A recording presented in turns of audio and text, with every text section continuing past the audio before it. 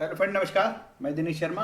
आज आपको सिंह लगन के विषय में बताऊंगा। कोई जातक की या किसी जातक की माता बहन की, नाना नानी की, काका काकी की सिंह लग्न हो, योग कारक ग्रह शुभ योग कौन से हो सकते हैं, इसका विचार करेंगे। बड़ी सरल भाषा में मैं बता रहा हूँ, जिसमें कि सामान्य बुद्धि का व्यक्ति, आदमी जिसका आईक्यू बहुत कम हो, वो भी समझ में जाए, ऐसी भाषा का मैं इस्तेमाल करता हूँ। और साहित्यिक भाषा, संस्कृत के शब्दों का कम इस्तेमाल करता हूँ, और कोई लच्छेदार भाषा में बात नहीं करता, ठीक है, जिससे कि सबको समझ में आए।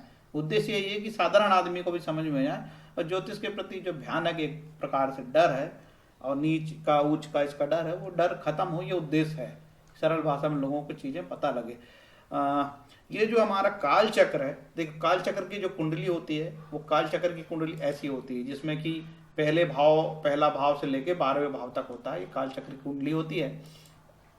तो काल चक्र की कुंडली में ये यहाँ पे देखिए कि सिंह को कहाँ का प्रतिनिधित्व मिला है। सिंह को मिला है लेफ्ट हैंड साइड में, हृदय भाग का जो प्रतिनिधित्व वो ये कर रहे हैं सिंह, है ना। सिंह राशि जो वहाँ का प्रतिनिधित्व कर रही है। आगे चलते हैं। सिंह के सदृश सिंह राशि, जिसका निवास पर्वत, जंगल, गुफा, दुर्गम स्थान, गहरी खाई, शिकारी के रहने के स्थान आदि में होता है, ये सिंह राशि। जिस जातक की सिंह लग्न हो, वो व्यक्ति बहुत दिलेर होता है।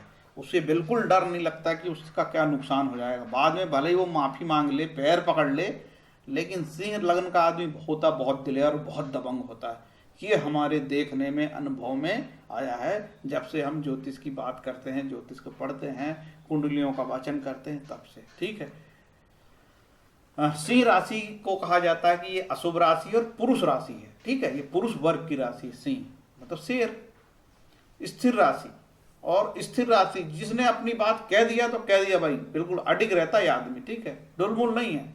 जैसे कि मीन राशि वाले ढुलमुल, इधर का उधर, उधर का इधर, उनका कोई ठिकाना ही नहीं रहता। जैसे द्विस्वभाव राशि, तीसरी, 3 नंबर, 6 नंबर, 9 नंबर, दो स्वभाव है इनका। बड़े दिक्कतें, परेशान रहते हैं बेचारे, क्या करे, स्वभाव जैसा मिला तो वैसे ही करेगा ना। और अग्नि तत्व रहती है, फायरी, मतलब आदमी मतलब गुस्सैल प्रवृत्ति का, ठीक है। ये हो गया सिंह राशि की विशेषताएं। और तो किताबों में मिली, ज़्यादा मैं नहीं बताता। सिंह लग्न का ये जनरल प्रेडिक्शन है, सैद्धांतिक बात है। किसी व्यक्ति की कुंडली में ऐसा ही होगा, ऐसा मैं नहीं कह सकता, क्योंकि कुंडली विश्लेषण एक अलग शास्त्र है, अलग अध्ययन है, अलग मैटर है। ये हुई सिंह राशि। किसी जातक का नंबर 5 यहाँ से चालू हो, ठीक है, नंबर यहाँ से 5 चालू हो, तो ये जानना कि भैया ये हमारी है। इसको मैं बड़ा कर दे रहा हूँ, ये, और थोड़ा इसको ब्लैक भी कर देता हूँ, ये लो, ठीक। अब दिख रहा है, बढ़िया है। 5 नंबर से जिसका चालू हो, या आपका काम चालू है यहाँ से, ठीक। ऐसा हो जहाँ 5 आपका हो, यहाँ 6 हो, 7 हो, 8 हो, 9, 10, तो ये आपकी सिंह राशि मानना। मैं लग्न कुंडली की बात कर रहा हूँ, चंद्रमा की बात नहीं कर रहा हूँ, मैं चंद्र कुंडली की बात नहीं कर रहा हूँ, ठीक है। चंद्र राशि अलग होती है और लग्न की राशि अलग होती है। मेन होती है लग्न। जब व्यक्ति का जन्म होता है तो पूर्व क्षितिज में जो राशि उदित होती है उसको बोलते हैं लग्न। इससे पूरे जीवन का निर्धारण होता है, पूरे ग्रह योग यहीं से रिजल्ट देते हैं, लग्न से, ठीक है। तो ये रवि। अब इसमें देखते हैं, देखिए पहला सबसे पहले तो हम देखते हैं नंबर 5। तो सूर्य यहाँ बहुत भी जो है उच्च का होगा। पहले तो एक सिद्धांत देख लेते हैं। जिस जातक की सिंह लग्न होगी तो उसमें सूर्य, मंगल, गुरु शुभ कहलाते हैं, और पाप ग्रह कहलाता है बुध, शुक्र और बुध, शुक्र और शनि, ठीक है। अब मारक ग्रह कहलाएगा बुध, शनि। अब मारक से डरिए मत। मारक का मतलब ये नहीं कि हर बार मार दे, जब आखिरी बिल्कुल जीवन खत्म होगा तब मारेगा जी, है ना। बुध, शनि, मारक। और योग कारक ग्रह मंगल, ठीक है। इसमें सफल योग है, सूर्य और मंगल सफल योग, सूर्य और गुरु सफल योग, लेकिन सदोष, गुरु में सदोष लिखा है, मतलब गुरु के साथ दोष है। अब कैसा दोष भैया, देखिए गुरु यहाँ पे ये तो बहुत शुभ होगा त्रिकोण में, लेकिन एक स्थान या अष्टमेश होगा, इसलिए सदोष। हर जगह जहाँ सदोष लिखेगा तो वहाँ ऐसे ही चक्कर होगा, ठीक है। यहाँ पे देखो शनि यहाँ पे 6ठे में हो गए, तो ये दोष ही हो गए। तो आगे चलते हैं। मंगल, गुरु सदोष योग कारक तो है, लेकिन उसमें दोष है, क्योंकि गुरु पंचम स्थान होने से, पंचम स्थान का मालिक होने से वो त्रिकोण में शुभ हो गया। वैसे ही शुक्र यहाँ पे देखिए, शुक्र सदोष क्यों बोल रहा है। शुक्र नंबर 7 और नंबर, देखिए ये तीसरा स्थान अशुभ स्थान है, इसलिए शुक्र में भी दोष पड़ गया। इसके बाद बोलते मंगल और शुक्र सदोष, और मंगल अकेला योग कारक है इस कुंडली में, है ना। निष्फल योग कौन से, मंगल शनि का योग निष्फल, गुरु शुक्र का योग निष्फल, गुरु शनि का योग निष्फल। इसके बाद रामानुजाचार्यकृत भावार्थ रत्नाकर में कुछ शुभ योग बताए गए हैं सिंह लग्न की कुंडली के लिए, वो जातकों को मैं जरूर बताऊंगा। यहाँ आप चलते काम की बात, ठीक है। अब मैं पूरा विश्लेषण इसका कर देता हूँ, ठीक। आपको ये मैं बता दूं, केंद्राधिपति दोष मैंने इसलिए लिखा है कि शुभ ग्रह भी यदि यहाँ पे आ जाते हैं तो उसको, जैसे यहाँ पे शुक्र है तो शुक्र को भी केंद्र का दोष लगता है, ऐसा ऐसा जानना, ठीक है। इसलिए मैं लिख दिया हूँ, केंद्र का दोष गुरु को भी लगता, शनि को भी लगता, बुध को, चंद्रमा को भी लगता है, ठीक। तो यहाँ पे सूर्य तो शुभ है, इसमें कोई डाउट नहीं, नो डाउट है ना, कोई शक नहीं है, सूर्य शुभ। अब रहा इस कुंडली में बुध नंबर 2 मारक, और वो बुध यहाँ पे नंबर 11 में बाधकेश भी कहलाता है, उपचय स्थान कहलाता है, ये अच्छा स्थान नहीं कहलाता 11वां, भले वो लाभेश नाम हो उससे कोई फर्क नहीं पड़ता। तो ये 3 नंबर का राशि यहाँ बैठी जो 11वें लाभेश कहलाई, और ये मारक हो गया। तो बुध यहाँ बहुत, इस कुंडली में सिंह लग्न की कुंडली में बुध योग कारक नहीं है, बुध अच्छा ग्रह नहीं है, अशुभ ग्रह मान लो। सिंह लग्न की कुंडली में शुक्र देखिए यहाँ पे तीसरा होके अशुभ, लेकिन यहाँ पे 10 में होके शुभ, इसका मतलब सम आधा आधा मान लो भैया। यहाँ से अच्छे रिजल्ट देगा, नौकरी चाकरी भी लगाएगा दशा आने पे, काम धंधे भी बनाएगा, और यहाँ से जब मुसीबत पड़ेगी तो कष्ट भी देगा भाइयों को, छोटे भाइयों को कष्ट दे देंगे। तीसरा स्थान भाइयों का स्थान है, तीसरा स्थान उपदेश का स्थान है, तीसरा स्थान पराक्रम का स्थान है। जिसका पराक्रम हो तभी तो जीवन कुछ करेगा जी।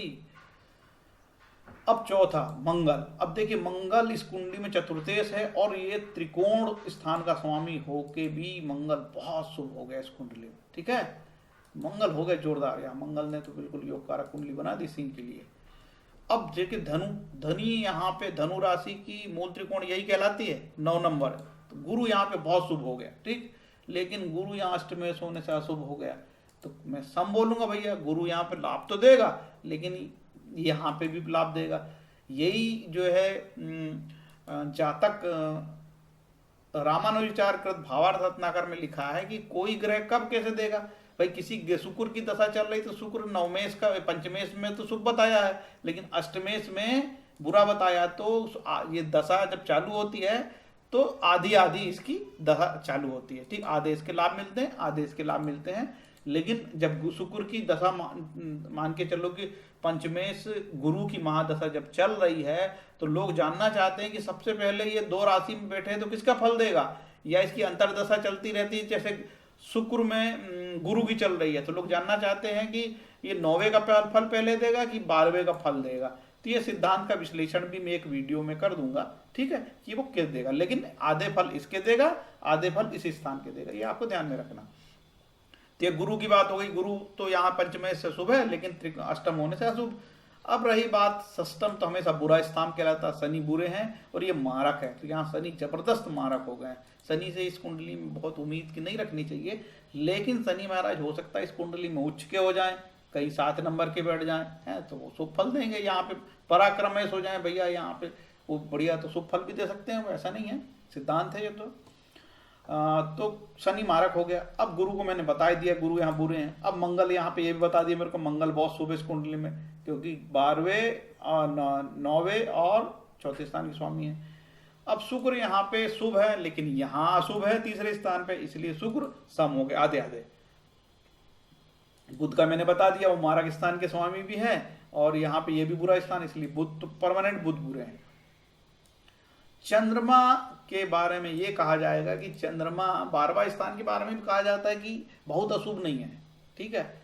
लेकिन चंद्रमा जिस ग्रह के साथ जैसा बैठेगा वैसे रिजल्ट देगा। यहाँ तो चंद्रमा से बहुत उम्मीद हम नहीं कर सकते भाई यहाँ पे, ठीक है तो बुरा स्थान 12वां। तो इस तरीके से ये हुआ। अब मैं बता देता हूँ आपको कि महाराज ने क्या क्या उपाय, क्या क्या फल बताए भावार्थ रत्नाकर में। कहा है कि सिंह लग्न में जन्म हो, सूर्य बुध मंगल से की दृष्टि हो, युति द्वारा परस्पर संबंध होने पर ऐसे जातक के पास बहुत धन होता है। सूर्य लग्न में जन्म हो, सिंह लग्न में जन्म हो, सूर्य बुध मंगल की दृष्टि हो या युति हो, तब कहीं पे भी हो सकती है। सूर्य मंगल बुध की दशा हो, यदि लग्न में सूर्य बुध मंगल में हो, यदि लग्न में सिंह लग्न में सूर्य बुध मंगल हो, सूर्य बुध मंगल हो तो बुध की दशा अंतर्दशा। कुल मिला के इन्होंने कहा है कि सूर्य मंगल और बुध को शुभ बताया, सूर्य मंगल बुध। चलिए आते हैं, सूर्य कहाँ भैया, ये सूर्य हो गया और ये मंगल हो गया और ये बुध हो गया। कहा है सूर्य ऐसी लग्न में यदि सूर्य मंगल बैठे हो तो बुध की दशा बहुत लाभदायक होगी। और ये भी कहा है कि मंगल और सूर्य की कोई दृष्टि परिवर्तन हो, ठीक, ऐसा कोई योग हो, या फिर मंगल यहाँ से बैठ जाएं, यहाँ बैठ जाएं, या फिर मंगल यहाँ हो जाए, यहाँ मंगल से दृष्टि दे, है ना, तो शुभ स्थानों से ऐसे दृष्टि वाले परिवर्तन होंगे तो वो योग कारक बताया है महाराज जी ने, ठीक। और ये भी कहा है कि सूर्य मंगल बुध बैठ जाएं लग्न में तो बुध की दशा में लाभ होगा। तो बुध की दशा में दशा धन और भाग्य कारक होती है। नंबर दूसरे का सिद्धांत, यदि सूर्य गुरु बुध किसी की लग्न वाले जातक के परस्पर संयुक्त हो तो ऐसे जातक के पास बहुत होता है, बहुत धन होता है। सूर्य गुरु बुध लग्न में बिठाना है इसको, सूर्य गुरु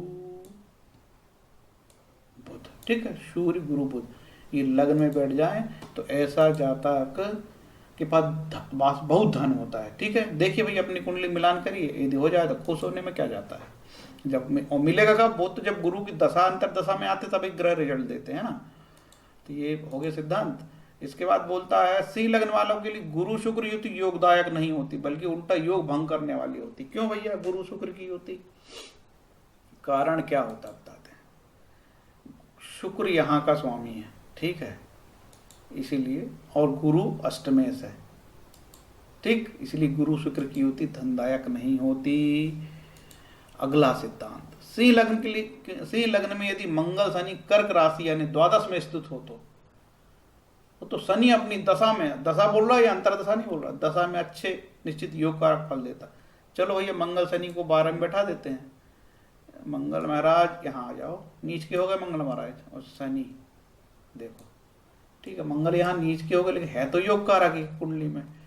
और कहा कि ऐसी दशा में शनि की अंतरदशा आ जाए, शनि मंगल आपके 12वें बैठ जाएं जबकि मंगल नीच के हो गए हैं, और चतुर्थेश होके मंगल 12वें बैठ गए हैं, बता अजीब प्रकार की बात है। तो भी महाराज कह रहे हैं कि ऐसी में ऐसा शनि मंगल किसी का 12वां बैठा हो और शनि की महादशा हो तो उसको लाभप्रद होगा। शब्द देख लेते हैं हम, शब्दों पे जरा ध्यान देना पड़ता है। सिंह लग्न में यदि मंगल शनि कर्क राशि यानी द्वादश भाव में स्थित हो तो शनि अपनी दशा में निश्चित ही योग सुफल देता है। देखिए भाई जिस जातक की कुंडली में ऐसा योग हो तो आप योग देख के प्रसन्न होने में क्या जाता है यार, खुश होने में क्या जाता है, खुश होने में पैसे तो लगते नहीं, खुश हो लो। और जैसे ही शनि की महादशा आएगी और कहीं मंगल शनि में मंगल पड़ गया तो आपके तो बल्ले बल्ले भैया। तो ध्यान रखना भाई हमारा थोड़ा, है ना। तो इस तरीके से ये फलित सिंह लगन की कुंडली में बताए गए हैं। उम्मीद है आपको अच्छे लगे होंगे। और जो है हो सकता है कोई जातक बहुत परेशान होंगे, बोले यार हमारा तो कोई, जैसे महाराज जी ने बताया कुछ हमारा तो जमा ही नहीं, कोई योग ही नहीं जमा। तो आपके लिए एक योग है, ठीक है। आपकी कुंडली में कोई भी दोष है, ग्रह हत्या ब्रह्म हत्या का दोष हो या पंचम भाव का दोष है या तृतीय भाव का दोष है या लग्नेश का दोष हो या जो है मात्र दोष हो, पितृ दोष हो, किसी प्रकार का ऋण हो, तो उसमें ये कहा है भगवान पद्म पुराण में श्लोक आया है, अप्रारब्धम फलम पापम कूटम बीजम फलोन्मुखम क्रमणेव प्रलियेत विष्णु भक्ति रतात नाम। मतलब यदि शुद्ध भक्ति करोगे तो सारे पाप खत्म हो जाएंगे, वो खत्म हो जाएंगे, वो नष्ट हो जाएंगे। कहा है जो लोग भगवत भक्ति में रक्त हैं उनके सारे पाप कर्म चाहे फलीभूत हो चुके हैं, सामान्य हो, बीज रूप में हो, स्टॉक में हो, क्रम से नष्ट हो जाते हैं। अतः भक्ति शुद्ध कारणी शक्ति अत्यंत प्रबल और भक्ति पवित्रम कहलाती है। ऐसा एस्कॉन की गीता अध्याय 9 श्लोक नंबर 2 के तात्पर्य में परपर्ट में दिया हुआ है। आप चाहे तो वहां से पढ़ सकते हैं, ठीक है। अंग्रेजी में पढ़ देता हूँ। For those who are engaged in the devotional service of the supreme personality of Godhead all sinful reactions whether fructified in the stalk or in the form of a seed gradually vanish, सब खत्म हो जाएंगे। तो इससे सरल उपाय क्या है दुनिया में लगा यार, भगवान की भक्ति में लग जाओ और अपना कर्म जरूर चालू करना है। ज्योतिष का ये मतलब बिल्कुल नहीं है कि आपने कर्म बंद कर दो, आपने कर्म करिए तो आपको लाभ मिलेगा। जो भी ऐसे आपके ऐसे कुंडली में ग्रह दोष रहते हैं निश्चित रूप से तो वो खत्म होंगे भक्ति से। बस ईमानदारी से अच्छे शुद्ध मन से भक्ति, शुद्ध भक्ति बहुत पावरफुल है, याद रखना। भक्ति सारे पापों को नष्ट करती है, आपके प्रारब्ध को काट देगी। ऐसे पद्म पुराण में लिखा है, आपने सुना होगा कि प्रारब्ध कभी कटते नहीं है, लेकिन प्रारब्ध भक्ति से कट जाते हैं, ठीक है। अच्छे कर्म से बुरे फलों का नाश होता है, ठीक है, और अच्छे कर्मों से अच्छे लाभ मिलता है। फ्रेंड्स, मेरा ये वीडियो आपको अच्छा लगा हो तो लाइक करें, शेयर करें, कमेंट करें, कोई बात हो तो बताएं, और बोलचाल में कोई गलती हो गई होगी, त्रुटि हो गई, कोई शब्द ज़्यादा या कुछ ऐसा बोल दिया गया हो जहाँ नहीं बोलना था, उसके लिए मैं क्षमा चाहता हूँ, क्योंकि फ्लुएंसी में जब आदमी बोलता है तो गलत हो जाता है। और अब बार बार आप यही करो अष्टमेश नवमेश तो हो जाती है त्रुटि यार। इसका ये मतलब नहीं कि मैं ज्योतिष नहीं जानता हूँ, मैं बहुत अच्छे से ज्योतिष जानता हूँ भाई, है ना। बुरा ना माने, बता देना जहाँ भी गड़बड़ हो, तो बताने में क्या जाता है भाई, है ना। मैं सुधार लूंगा गलती, तत्काल आपको वहाँ बोल दूंगा भैया माफ कर दो, बोल दूंगा, ठीक है, लेकिन उसको बुरा ना माने। हरे कृष्ण, थैंक यू।